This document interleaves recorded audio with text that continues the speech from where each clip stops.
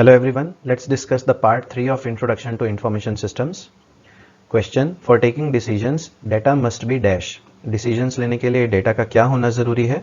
Data को सही तरीके से प्रोसेस करना बहुत ज़रूरी है. ठीक है, सही प्रकार के डिसीजंस लेने के लिए जो भी हमारे पास डेटा आता है उसको सही तरीके से प्रोसेस करें, उसमें से इंफॉर्मेशन निकालें, तभी हम सही डिसीजंस ले सकेंगे. Next question: A computer security protocol for logging in would be an example of the dash component. किसी कंप्यूटर सिक्योरिटी प्रोटोकॉल का जब इस्तेमाल किया जाता है किसी भी सिस्टम में लॉगिन करने के लिए, तो ये किसका एग्जाम्पल है? ध्यान दीजिए, ये बहुत इंपॉर्टेंट है. It is the example of procedure. Procedure यानी कि कोई प्रोटोकॉल, कोई रूल्स जिसका इस्तेमाल करके सिस्टम में आप लॉगिन करते हैं. सॉफ्टवेयर नहीं आएगा, प्लीज याद रखिएगा.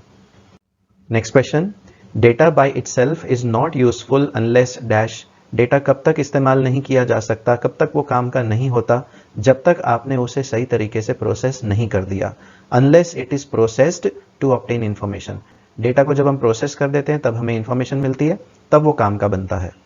Next question: data is gathered describing what is happening in the dash. Data को जब हम गैदर करते हैं, इकट्ठा करते हैं, तब वो किस चीज को डिस्क्राइब करता है? सीधी बात है, वो सभी चीजों को डिस्क्राइब करता है, इनपुट को भी, ट्रांसफॉर्मेशन यानी कि प्रोसेस को भी, और आउटपुट को भी. Next question: customer numbers and their names would be an example of the dash component of an order management information system.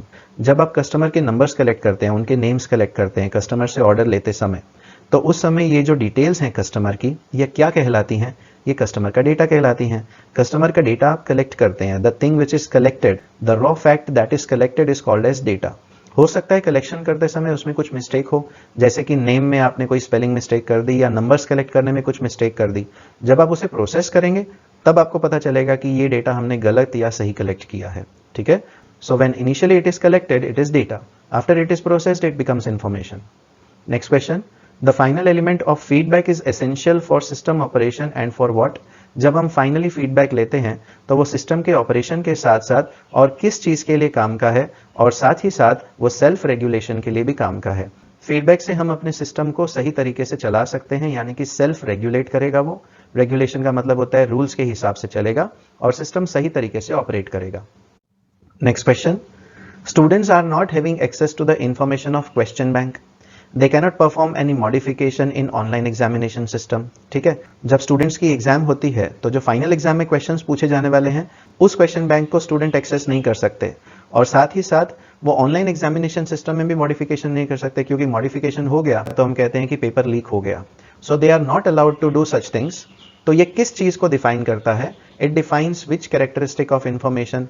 तो ये आप देख करके समझ जाएंगे, इट डिफाइंस सिक्योरिटी, यानी कि सिक्योर इंफॉर्मेशन अनऑथोराइज्ड पर्संस को एक्सेस नहीं करने देती. यहां पर अनऑथोराइज्ड पर्संस हैं students. Next question: dash can be qualitative or quantitative. कौन सी चीज क्वालिटेटिव या क्वांटिटेटिव हो सकती है? सिंपल है, data can be qualitative or quantitative. Quality के आधार पर आपने उसे कलेक्ट किया, क्वांटिटी के आधार पर जैसे कि नंबर्स के हिसाब से आपने उसे कलेक्ट किया, so it can be either qualitative or quantitative. Next question: knowing last week's weather conditions will not help when trying to decide what coat to wear today. गए वीक की वेदर कंडीशंस आपको यह decide करने में बिल्कुल help नहीं कर सकेंगी कि आपको आज कौन सा कोट पहनना चाहिए, किस प्रकार के कपड़े पहनने चाहिए. हो सकता है लास्ट वीक में काफी ठंडा मौसम था, तो सीधी बात है तब आप वुलन क्लोथ्स पहनते थे. आज यदि गर्मी है तो आज आपको कॉटन के कपड़े पहनने होंगे. तो लास्ट वीक की वेदर कंडीशन आज का डिसीजन लेने में हेल्प नहीं करती. So this defines which of the following characteristic of information system. Information system की ये कौन सी कैरेक्टरिस्टिक डिफाइन करती है? So it defines timeliness. इसको टाइमलीनेस भी कहते हैं, इसको टाइमली भी कहते हैं. Next question: dash data is numeric, the result of the measurement, count और सम अदर मैथमेटिकल कैलकुलेशन. कौन सा डेटा न्यूमेरिक होता है? अभी आपने सुना था, जब हम किसी चीज को मेजर करते हैं, काउंट करते हैं या किसी भी प्रकार की मैथमेटिकल कैलकुलेशन करते हैं, तो न्यूमेरिक डेटा किस में आता है? वेरी सिंपल, न्यूमेरिक डेटा हमारा आता है क्वांटिटेटिव डेटा में, यानी कि क्वांटिटी के आधार पर जिसे हमने कलेक्ट किया है. Next question: information can be dash. Information क्या हो सकता है? वेरी सिंपल, इंफॉर्मेशन इनमें से कोई भी चीज हो सकती है. It can be a mental stimulus. Mental stimulus का मतलब है कि आपके ब्रेन में किसी भी प्रकार का विचार आया. परसेप्शन यानी कि आप किसी चीज के बारे में कैसा विचार करते हैं, उसको देख करके उसके बारे में कैसी धारणा बनाते हैं. रिप्रेजेंटेशन यानी कि किसी भी चीज को किसी प्रकार से बताना. तो ये तीनों चीजें हमारी इंफॉर्मेशन हो सकती हैं. ठीक है. Next question: the technology which is no longer protected by copyright but available to everyone is called as what.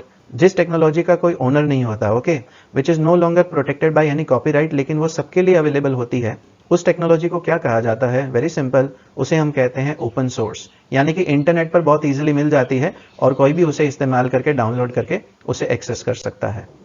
Next question, which of the following is not a characteristic of good information? एक information की कौन सी ये characteristic नहीं है? Very simple, interchangeability. Relevance आएगा, cost effectiveness आएगा, यानी कि जिस पर्पस के लिए आप इंफॉर्मेशन कलेक्ट कर रहे हैं उसके हिसाब से उसकी कॉस्ट होनी चाहिए, बहुत ज्यादा महंगी नहीं होनी चाहिए। टाइमलीनेस, अभी आपने सुना था कि जिस समय की इंफॉर्मेशन है उसी समय पर अवेलेबल होनी चाहिए। So interchangeability is not the characteristic of information. Next question, the dash of transaction refers to the accuracy and completeness of the information. इसको हम फिलअप करेंगे। देखिए आपके सामने ये 4 ऑप्शंस हैं। द वैलिडेशन ऑफ ट्रांजेक्शन, यानी कि जब आपका कोई भी ट्रांजेक्शन होता है तो उसकी हम वैलिडिटी चेक करते हैं। उस वैलिडिटी के अनुसार हम ये जान सकेंगे कि हमारा ट्रांजेक्शन एक्यूरेट हुआ है या कंप्लीट हुआ है या नहीं हुआ है। Next question, feedback and control components are sometimes called as dash. Feedback और कंट्रोल कंपोनेंट्स को क्या कहा जाता है? ये बहुत इंपॉर्टेंट क्वेश्चन है। फीडबैक और कंट्रोल कंपोनेंट्स को साइबरनेटिक सिस्टम कहा जाता है। साइबरनेटिक सिस्टम्स यानी कि जहां पर ह्यूमन या फिर एनिमल ब्रेन्स को हम मशीन्स या फिर इलेक्ट्रॉनिक डिवाइसेस के साथ कंपेयर करते हैं, उसे हम साइबरनेटिक सिस्टम कहते हैं। तो जब भी ह्यूमन ब्रेन्स को मशीन्स के साथ कंपेयर किया जाएगा तो उसमें फीडबैक बहुत मायने रखता है और उसको सही तरीके से कंट्रोल करना भी बहुत जरूरी होता है। Next question, feedback is required when process is dash. Feedback कब जरूरत पड़ती है? वेरी सिंपल, फीडबैक सभी केसेस में जरूरत पड़ती है, चाहे बीच में यानी कि प्रोसेसिंग के दौरान, बिफोर यानी कि जब आपने इनपुट लिया प्रोसेसिंग से पहले, and providing the product specifications यानी कि जब आप प्रोडक्ट बना रहे होते हैं उसके स्पेसिफिकेशंस देते हैं कि आपको कैसा प्रोडक्ट चाहिए, तब भी फीडबैक की जरूरत पड़ती है। नेक्स्ट क्वेश्चन, द क्वालिटी और characteristic of information which does not hide any unpleasant information is known as what. कौन सी कैरेक्टरिस्टिक या क्वालिटी ऑफ इंफॉर्मेशन है जो किसी भी अनप्लेजेंट इंफॉर्मेशन को हाइड नहीं करती, यानी कि किसी भी चीज को हाइड नहीं किया जाता? तो हम कह सकते हैं that the information is trustworthy. Trustworthy यानी कि आप उसके ऊपर विश्वास कर सकते हैं, ठीक है। Next question, the backbone of any organisation is what. किसी भी ऑर्गेनाइजेशन का मेन पार्ट क्या कहलाता है? ये बहुत इंपॉर्टेंट है। The backbone of any organisation is the information. अगर इंफॉर्मेशन गलत आई तो आपकी ऑर्गेनाइजेशन को लॉस ही लॉस होगा। अगर ऑर्गेनाइजेशन को इंफॉर्मेशन सही मिलती है तो आपकी ऑर्गेनाइजेशन हमेशा सही तरीके से प्रॉफिटेबिलिटी के अनुसार आगे बढ़ती रहेगी। Next question, dash is the general transformation cycle for information. जब भी इंफॉर्मेशन हमें मिलती है तो वो कैसे मिलती है, यानी कि कौन से स्टेप्स से होकर के वो गुजरती है? तो यहां पर आपको कुछ ऑप्शंस दिखाई देंगे। देखिए, सबसे पहले क्या होता है? डेटा। डेटा में से हमें क्या मिलती है? इंफॉर्मेशन। और इंफॉर्मेशन जो हमें मिलती है वो हम अपने नॉलेज के अनुसार निकालते हैं। सो डेटा में से इंफॉर्मेशन मिलती है और इंफॉर्मेशन को जब प्रोसेस कर दिया जाता है तो वो नॉलेज बन जाती है। नॉलेज यानी कि वो एक अवेयरनेस है या अंडरस्टैंडिंग है आपके आसपास की सिचुएशंस की। Next question, to improve the performance of a business process which is most relevant. Business process की परफॉर्मेंस को इंप्रूव करने के लिए क्या सबसे ज्यादा रिलेवेंट है, यानी कि क्या चीज रिलेटेड है? तो इस चीज के बारे में आपको पता ही है, it is control and feedback. किसी भी सिस्टम की परफॉर्मेंस इंप्रूव करनी हो तो फीडबैक बहुत मायने रखता है और उसको सही तरीके से कंट्रोल करना भी बहुत जरूरी होता है। Next question, which of the following is not true for information. Information के लिए इनमें से कौन सा पॉइंट सही नहीं है? तो आप सभी पॉइंट्स देखिए फिर आपको समझ में आएगा। पहला पॉइंट देखिए, information involves placing the data into a form of meaningful context, यानी कि जब हम डेटा को मीनिंगफुल फॉर्म में रखते हैं तो उसे इंफॉर्मेशन कहते हैं, तो ये पॉइंट सही है। Second point, information is produced as a by product of a transformation process, यानी कि जब हम डेटा में से इंफॉर्मेशन निकालते हैं तो वो इंफॉर्मेशन बाय प्रोडक्ट है। बाय प्रोडक्ट का मतलब होता है जो साइड में से निकलती है। नहीं, इस पॉइंट में गड़बड़ है। इंफॉर्मेशन ही मेन चीज है जिसको निकालने के लिए हम प्रोसेसिंग करते हैं, तो second point is most probably incorrect. Third point, information involves transforming the data using a defined process, ये भी सही है। And fourth, information helps to reduce the uncertainty thereby improving the decision making process. ये वाला point भी सही है कि आपकी अनसर्टेनिटी कम हो जाती है और आप डिसीजन मेकिंग सही तरीके से कर सकते हैं। तो हमारा पॉइंट नंबर बी यहां पर इनकरेक्ट है। So information is produced as a by product of transformation process. So information is not a byproduct. Okay. Next question. Who among the following individuals typically have less formal and advanced educational degrees and tend to process rather than creating information?